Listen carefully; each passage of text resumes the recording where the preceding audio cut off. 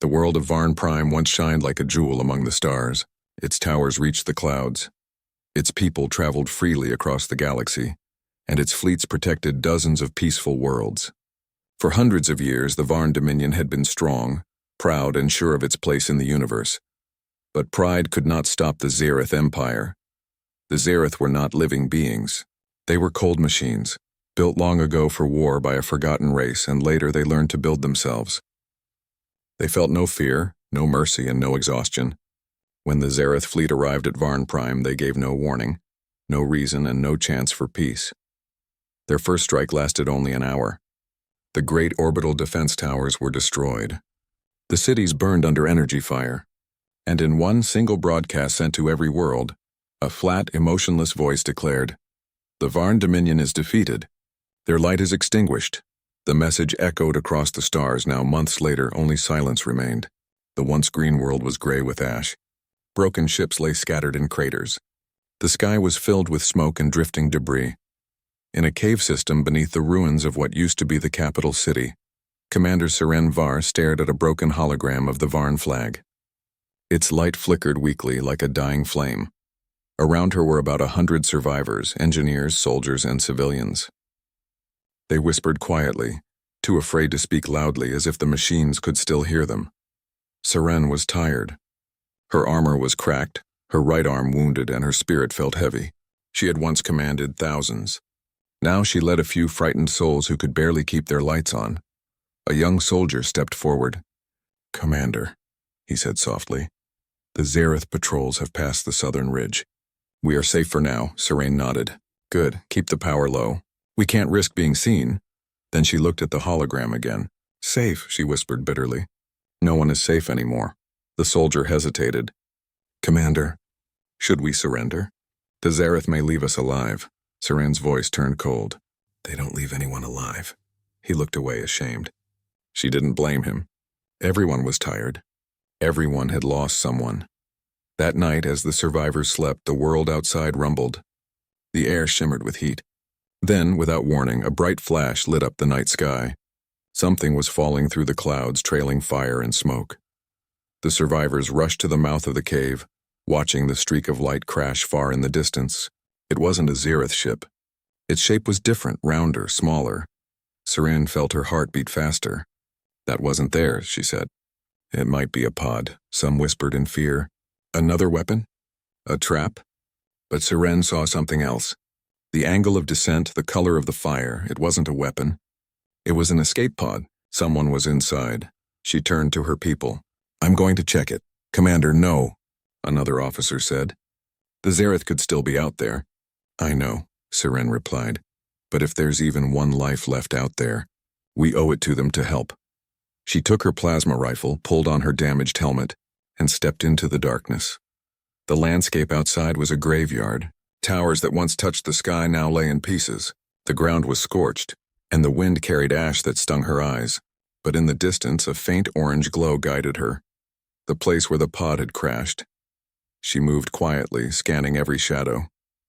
No Xerath patrols, no drones, only silence and the sound of crackling fire.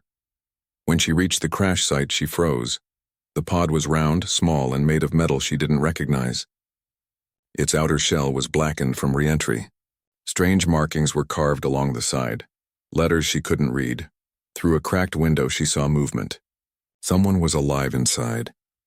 Seren climbed onto the pod, pulled open a hatch, and peered in. Inside lay a man. Humanoid, but different from any Varn she had seen.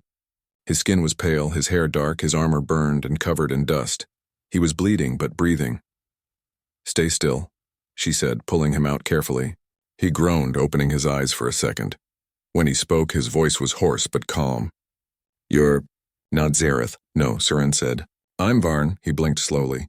"Varn? Then this is Varn Prime?" "Yes," she said. "Or what's left of it." He tried to sit up but winced. "I'm Captain Jonathan Hale, Earth Alliance 7th Fleet." Seren frowned. "Earth? I've never heard of that world." He gave a weak smile. "Yeah, you wouldn't. We're far from home." She helped him stand. "Why are you here, human?" He looked around at the wreckage. "We picked up distress calls. My ship came to help, but the Xerath ambushed us. I barely made it out." At the mention of the Zareth, Saren's eyes darkened. You fought them? He nodded. For a few minutes. Didn't go well. She studied him carefully. His armor was strange, heavy, scarred, built for a different kind of war. Yet even wounded, his eyes were sharp, determined. You should not have come here, she said. The war is over. The Varn Dominion has fallen. He looked at her in confusion. Over? You mean you gave up? Sarene clenched her jaw. We were destroyed. There is no one left to fight. Jonathan's expression hardened. Then we'll start again. She stared at him, unsure she heard right. Start again? You don't understand. The Zareth control everything. Our skies, our communication, our orbit. We can't even move without them knowing. He stepped closer, his voice steady. Machines can be broken. Systems can be hacked. Armies can fall. But you, he pointed to her chest, you're still breathing. That means it's not over. Sarene felt something stir inside her, a spark she thought was gone. Come with me, she said quietly. If the Zareth see us, we'll both die. Together they made their way back through the wasteland. The human moved slower, limping slightly, but he didn't complain. When they reached the caves, the guards raised their weapons, startled. Commander, who is that? Sarene answered simply. A survivor. A warrior from another world. The Varn stared as Jonathan entered. They had never seen a being like him before. His face was tired, but his eyes burned with quiet strength. Inside the command chamber, Sarene introduced him to the others and explained what had happened. Some were skeptical. He's only one man, an officer said. What can he do? Jonathan smiled faintly. You'd be surprised what one man can do. He looked around at the damaged equipment, the dim lights, the frightened faces. You've got people. You've got hands, tools, and a reason to fight. That's more than enough. Sarene crossed her arms. You don't know the Zareth. They're endless. They don't sleep or tire. I've fought worse, Jonathan replied. And I'm still here. The survivors looked at him in silence. There was something in his tone. Not arrogance, but certainty. That night, as the others rested, Jonathan sat by a broken console examining its circuits. Sarene approached him quietly. You really believe we can fight them? She asked. He didn't look up. Believe it, I know it. You just need to stop thinking like soldiers and start thinking like survivors. She frowned. What do you mean? Soldiers wait for orders, he said. Survivors make their own. He turned to her, eyes steady. You lost the war, fine, then fight a different one. A smaller one. Hit them where they don't expect. Make them feel fear, confusion, loss. Machines hate that. Sarene stared at him for a long moment. Then, for the first time in months, she smiled. A small, cautious smile. You talk like someone who has seen many wars. He nodded slowly. Too many. As the faint light of dawn touched the horizon, Sarene looked out from the cave mouth. The sky was still filled with smoke, but for the first time, she didn't see only death. She saw the start of something else, something that might one day bring her world back. Behind her, the human spoke softly. They said you were defeated. Let's prove them wrong. And in that quiet moment, a new fire began to burn beneath the ashes of Varn Prime. The next morning on Varn Prime was gray and silent. Thick clouds hung over the broken land and the air smelled of metal and dust. The survivors of the Varn Dominion woke slowly inside the caves, trying to forget their hunger and fear. Commander Sarene Var walked through the tunnels with heavy steps. She checked each small group. Engineers fixing broken tools, medics caring for the weak, soldiers sharpening damaged blades. Her people were tired, thin, and hopeless. But when she reached the main chamber, she stopped.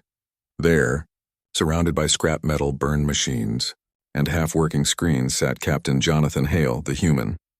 His sleeves were rolled up, his hands black with dust. He was working on a broken power core. Sparks flew as he connected wires together. Sarene frowned. What are you doing? Jonathan looked up, a small smile on his face. Making light. Before she could reply, the core came alive with a soft blue glow. The whole chamber brightened and the hum of energy filled the air. The Varn around him gasped. Jonathan stood and wiped his hands. You people have more tech here than most of my colonies. You just forgot how to use it. One of the engineers stepped forward in disbelief. We tried for weeks to fix that unit. It was beyond repair. Jonathan shrugged. You just needed to bypass the regulator. Humans do that all the time.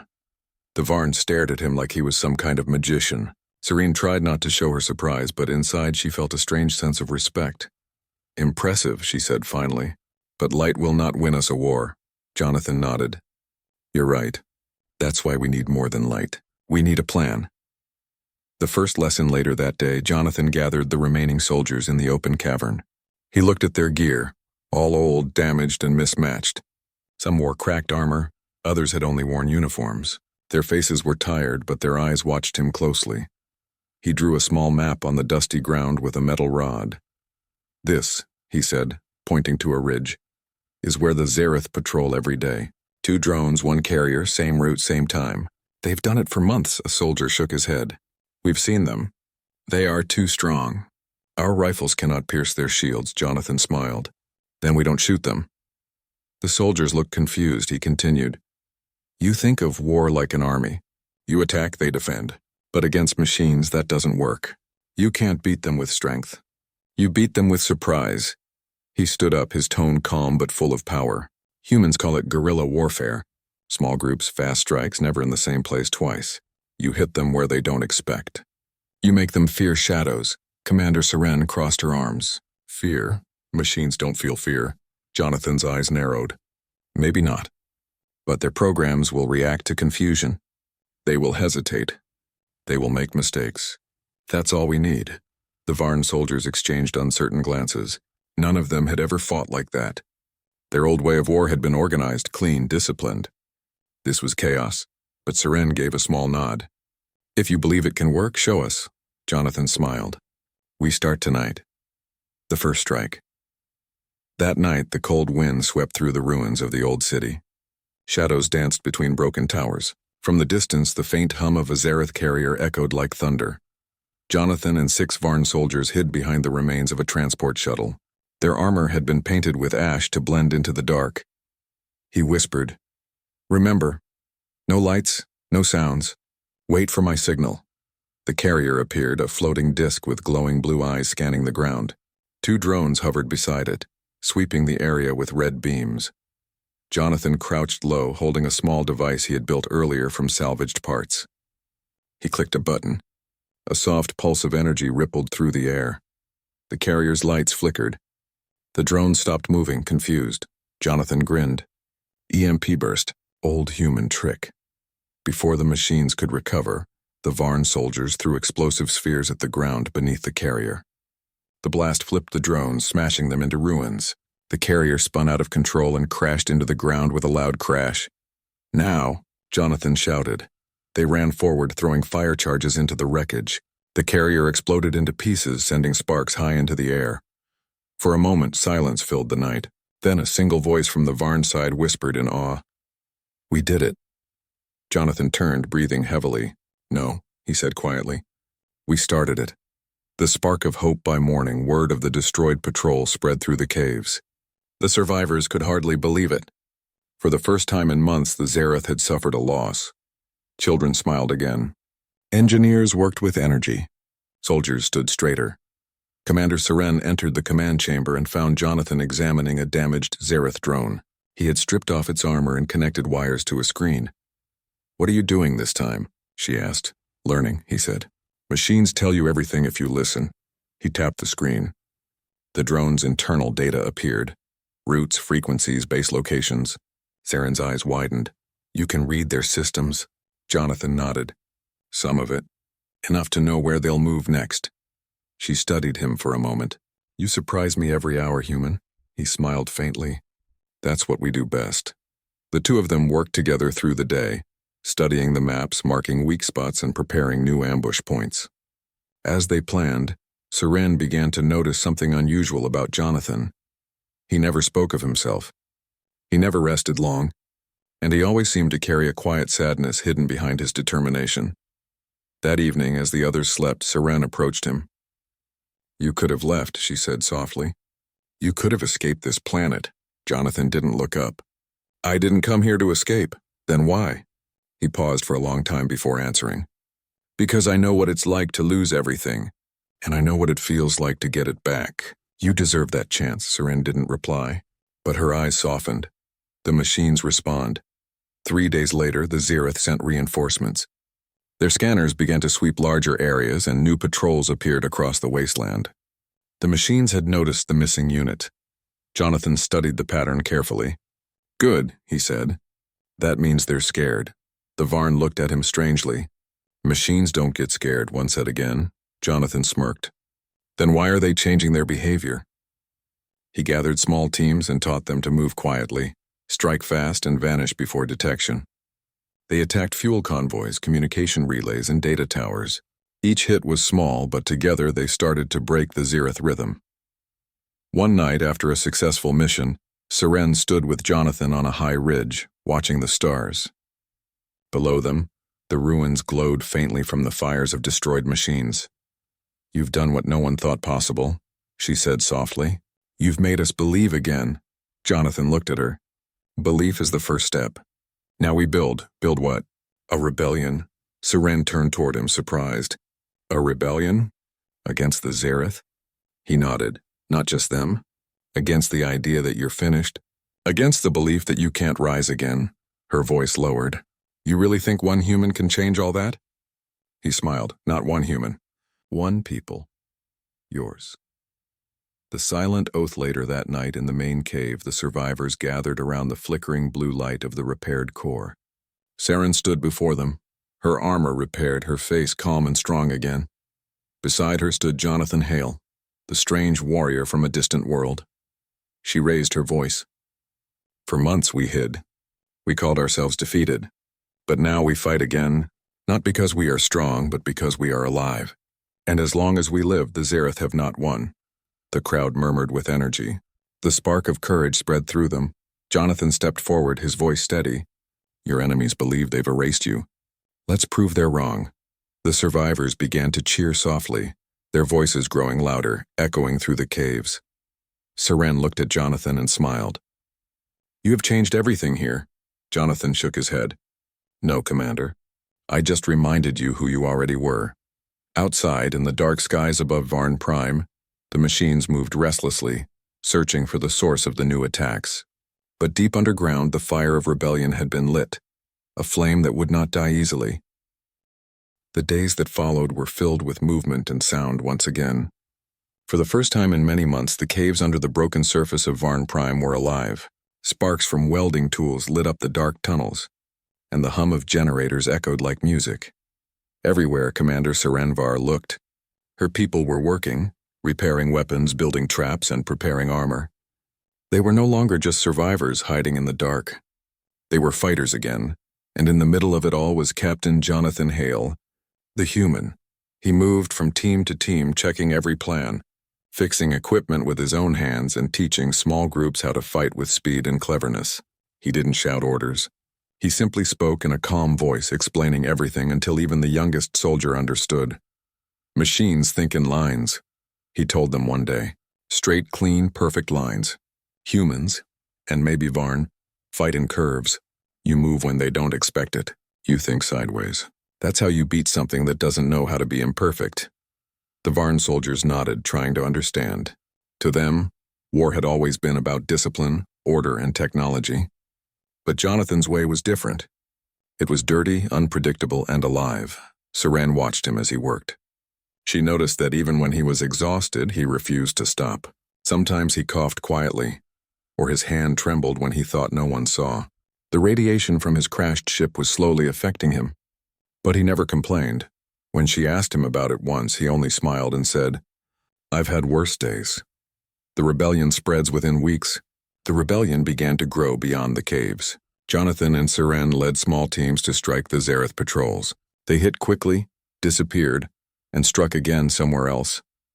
They destroyed fuel lines, hacked supply nodes, and captured data cores from fallen drones. Each small victory was a whisper across the stars. The Varn are fighting again. At first, the Zereth dismissed it as random errors in their systems. But soon the attacks became too frequent, too coordinated. The machines began to analyze the pattern, but there was no pattern. The humans called it chaos. The Varn began to laugh again. They started giving names to their teams, the Silent Sparks, the Steel Shadows, the Fireborn.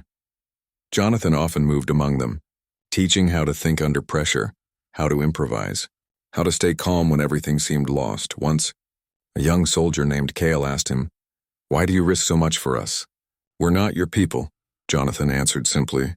Because someone once did the same for mine. The boy didn't ask again. The Zereths fear far above Varn Prime. In the cold silence of space, the Zereth fleet began to change its behavior. Their once calm patrol routes turned aggressive. New units arrived from distant sectors. The machines started scanning deeper, burning forests and bombarding mountains to find the rebels.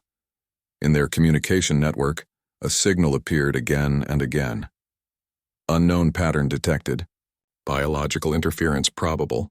Human presence possible. But the Zereth could not understand why. Humans were not supposed to be here. Their logic could not explain how one being could change an entire species' behavior. Their calculations became unstable. Their programs began to rewrite themselves.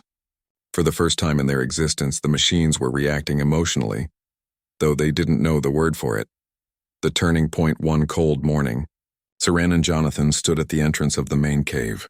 The wind carried ash across the valley. In the distance, black smoke rose, the remains of another Zereth unit destroyed by their fighters. Seren turned to Jonathan. You've done what our leaders couldn't do in years. You've made us fight without fear. Jonathan shook his head. You've done it yourselves. I only showed you how to believe again. She smiled faintly. You're too humble for a warrior. He gave a small laugh. Where I come from, we call it survival instinct. But their brief calm didn't last long. Moments later, a young scout ran up, breathless. Commander, Captain! We found something in the western ruins. You should see it. They followed the scout across the shattered landscape until they reached what used to be a communications tower. It was half buried in debris, but inside a faint light was blinking, a transmission beacon. Jonathan examined it closely. This isn't Varn tech. It's Zereth, Seren frowned. Could it be a trap? Maybe, he said, connecting his datapad. But if it's not, it might tell us where they're controlling their ground forces from. He tapped the screen. Lines of alien code appeared, shifting rapidly. He worked in silence for several minutes, his face lit by the glow of the screen. Finally, he looked up. Got it. They're running everything from a main hub deep under the northern mountains. Here. Seren stared at the map. That's heavily guarded. Jonathan nodded. Exactly. Which means it's important. She looked uncertain. You want to attack it? I want to destroy it, he said. If we take down their hub, they lose control of their drones. Even for a few hours, and that's enough time for your people to rise across the planet. Seren hesitated. The plan was risky, but when she looked into Jonathan's eyes, she saw no doubt. Only calm fire. She nodded slowly. Then we'll do it. The night of fire. The attack was set for the next night. Jonathan divided the rebels into 3 teams. 1 to draw attention, 1 to cut power, and 1 to strike the core. He led the strike team himself, with Seren by his side. As they approached the mountains, the sky was filled with red light from the machine's scanning beams. The ground shook as Zereth walkers moved across the slopes. But Jonathan's plan worked perfectly at first. Team 1 triggered explosions near the old city, pulling the patrols away. Team 2 hacked into the energy grid, causing half the lights to flicker out. Inside the chaos, Jonathan's group slipped into the tunnels beneath the mountain. The deeper they went, the louder the mechanical sounds grew.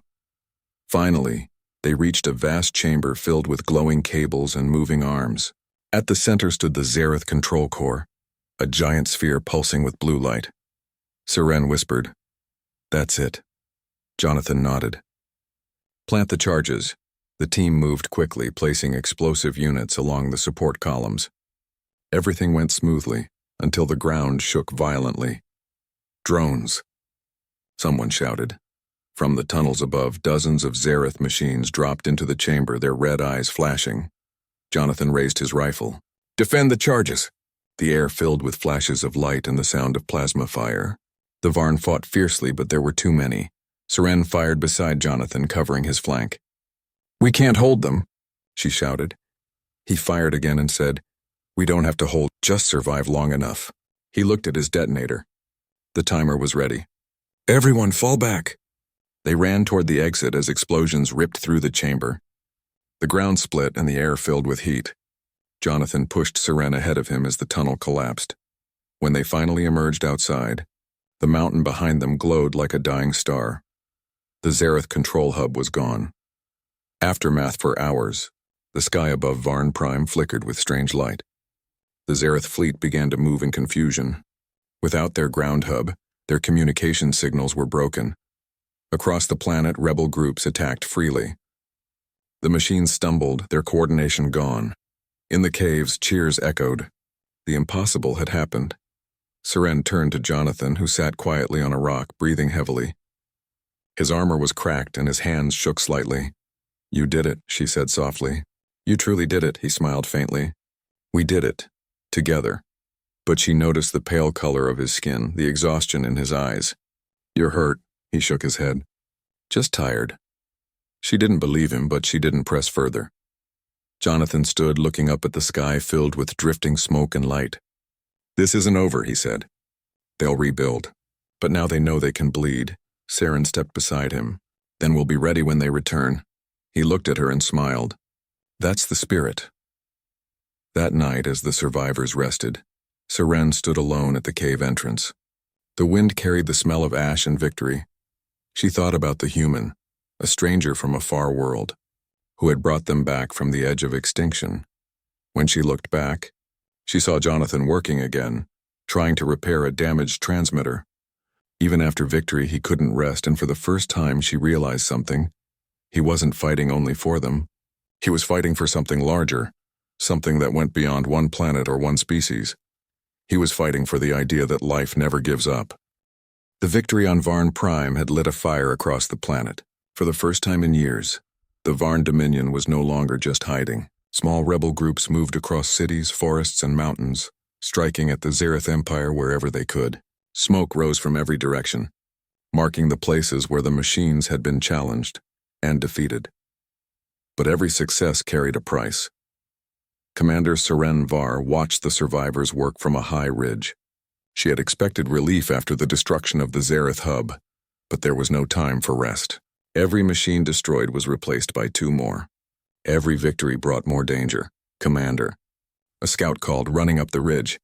"Zereth forces are regrouping near the eastern cliffs. They've deployed a massive strike fleet." Seren's heart sank. She had hoped the Zereth would retreat, but Jonathan had warned her this might happen. The machines could rebuild quickly, and they never forgot their losses. She turned to him. "We can't fight that many."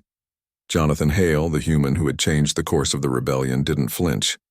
His armor was scratched, his breathing slightly heavier and his face pale from long days of strain. But his eyes burned with determination. "Then we don't fight them all," he said calmly. "We fight smart." Preparing for the worst, Jonathan and Seren gathered the rebel leaders inside the cave network. Maps of the eastern cliffs, satellite scans, and improvised sensors were spread across tables. The Varn were anxious. Many whispered that this time the battle might be their end. Jonathan ignored the fear. "The Zereth are strong. They are predictable in their movements. But no machine can predict humans and Varn working together with intelligence and courage." A young soldier asked, "But we're so few. How can we survive?" Jonathan knelt and looked into the young soldier's eyes. "Because we know what we're protecting.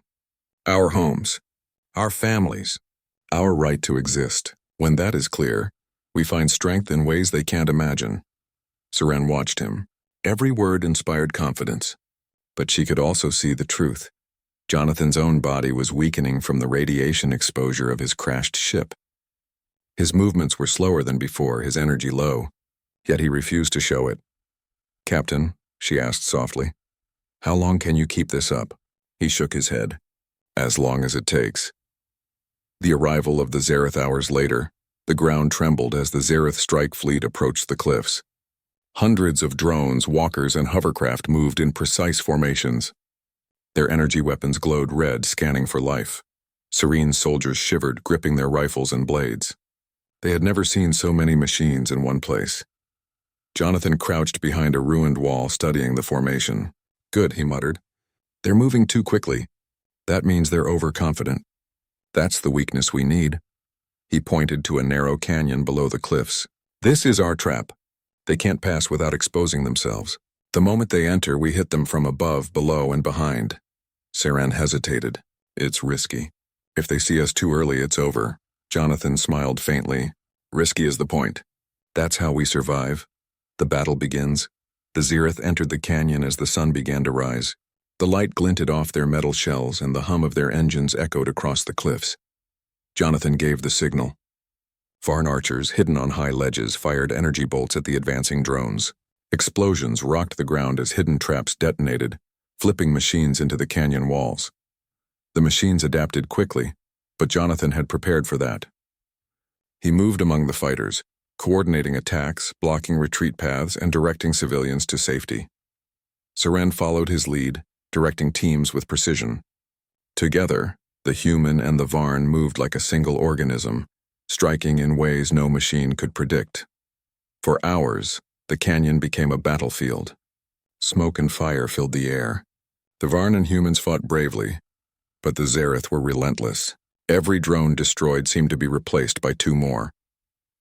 The human sacrifice as the battle reached its peak. Jonathan noticed a massive Zereth walker moving toward the rear of the rebel lines. If it reached the civilians hidden in the caves, hundreds could die. He ran to the front of the line, shouting orders. "Move the civilians." "I'll stop the walker." Seren tried to protest. "No, Jonathan. We can't." "I can," he shouted back. "Go now." Before anyone could stop him, he ran toward the massive machine, dodging energy blasts. The soldiers watched in shock as he climbed onto a nearby ridge and activated a device he had been building in secret.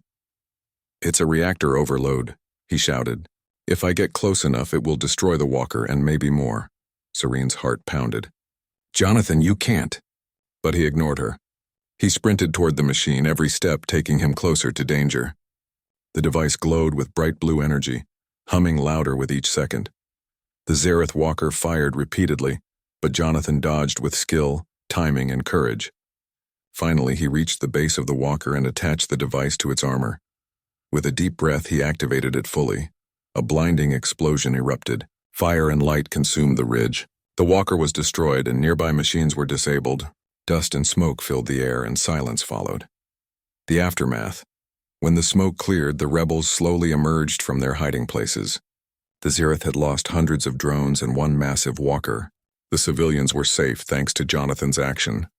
Commander Seren ran toward the ridge, searching for the human who had risked everything.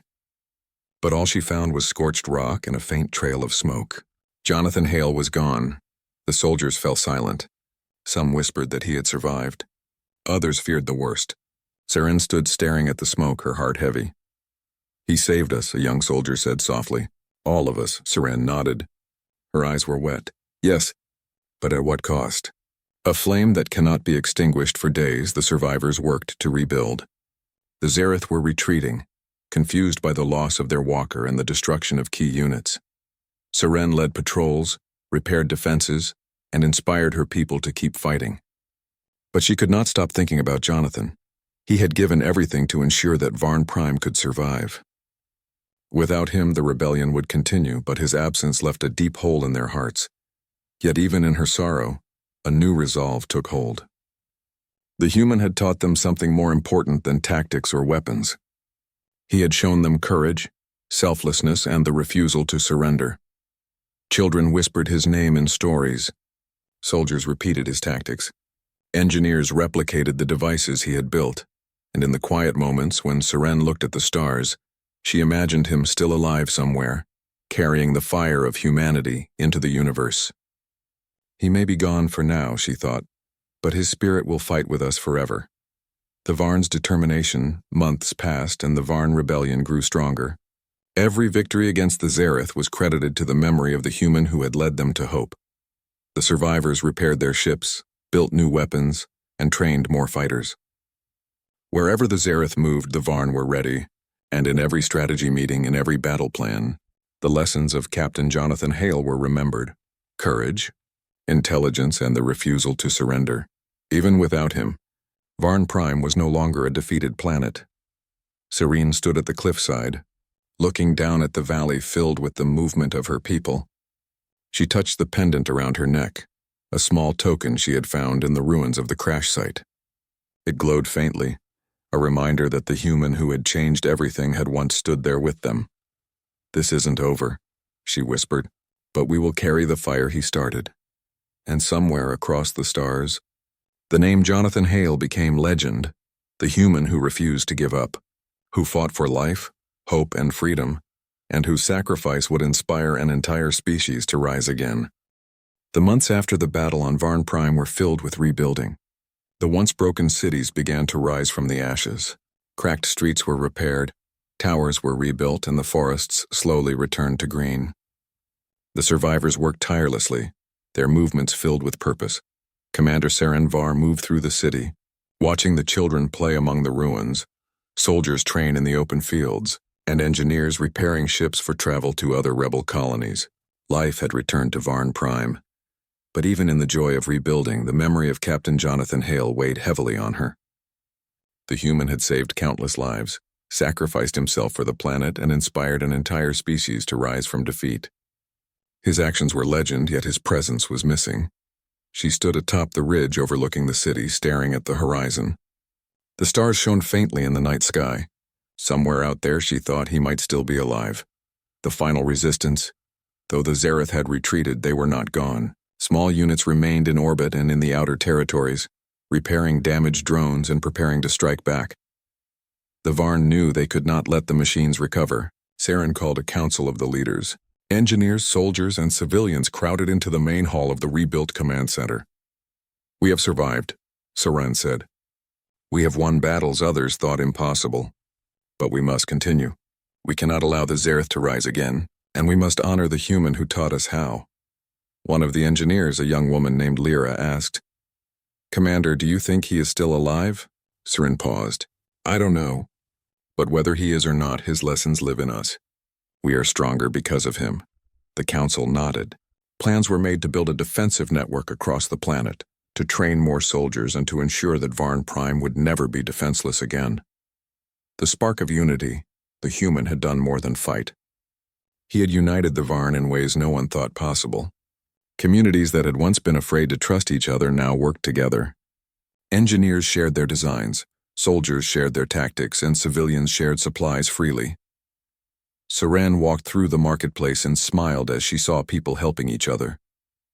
The children carried small tools, learning from the engineers. Soldiers trained the youth in defensive tactics, but also in courage and creativity.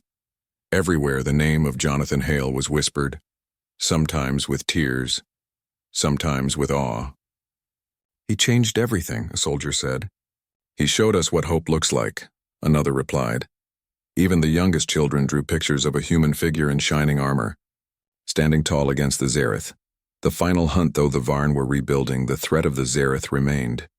Scouts reported small fleets attempting to return, and some mining stations were under attack. Saren knew that if Varn Prime was to survive permanently, they needed a decisive action. With her top officers, she planned a mission to strike the remaining Zereth command units in the outer system. Ships were repaired, crews trained, and strategies studied. Though Jonathan had been gone for months, his teachings guided every plan. The first fleet departed under the light of a rising sun. Varn pilots, soldiers, and engineers moved with confidence, striking at the scattered Zereth units. They fought not just with technology, but with cunning and unpredictability. The tactics that Jonathan had taught them. Every attack was precise, every maneuver clever. Slowly but surely, the Zereth retreated, unable to recover from the combination of Varn ingenuity and determination. A world reborn. Months passed, and Varn Prime was no longer a planet of ruins. Towering cities shimmered in the sun. Forests covered hillsides once blackened by fire. The rivers ran clear again, and animals returned to the lands that had once been silent. Saren walked through the streets, watching the celebrations. Music and laughter filled the air. Food markets were open, children ran freely, and soldiers taught and protected without fear. Yet even as peace returned, she carried a quiet hope. Somewhere across the stars, Jonathan Hale might be alive. One night she climbed the ridge above the city and looked at the stars. She whispered, "You taught us courage. You taught us hope. Wherever you are, thank you." A soft breeze carried the words into the night. She smiled, knowing that the spirit of the human who had saved them would always be with Varn Prime. The human flame years passed. The story of Varn Prime's rise from defeat spread across the galaxy. Other species, once afraid of the Zereth, saw what could happen when courage, unity, and intelligence combined. The legend of the human flame became a symbol of hope, Children grew up hearing the tale of the human who refused to surrender, who taught an entire species how to fight for life, and who showed that even one individual could make a difference. Pilots painted images of a human figure on their ships, and engineers named new technologies after him. Hail reactors, hail shields, and hail strike teams became common terms across the rebuilt fleets. Even Varn scholars wrote about him in history books, always emphasizing the lessons he taught: courage, hope, innovation, and selflessness. A future of Hope Varn Prime was now a thriving world, no longer just surviving but living. Its fleets traveled to neighboring systems, carrying resources, knowledge, and alliances. The people of Varn remembered every lesson Jonathan Hale had taught them, and they passed it on to the next generation. Commander Seren continued to lead, inspired daily by the human who had changed everything. She trained new leaders not just in battle but in courage, kindness, and ingenuity. And one night, while looking at a faint star blinking in the distance, she felt a quiet certainty. "Somewhere he is out there," she whispered. And wherever he is still carrying the flame. The story ended not with an end, but with a beginning. The human had come, fought, and sacrificed, but he left behind something far greater than victory. The belief that even in the darkest times, life could rise again. Varn Prime thrived, the galaxy noticed, and the name Jonathan Hale became forever remembered. The human who changed the fate of an entire species, who taught them to rise when all seemed lost, and whose spirit burned brighter than any star.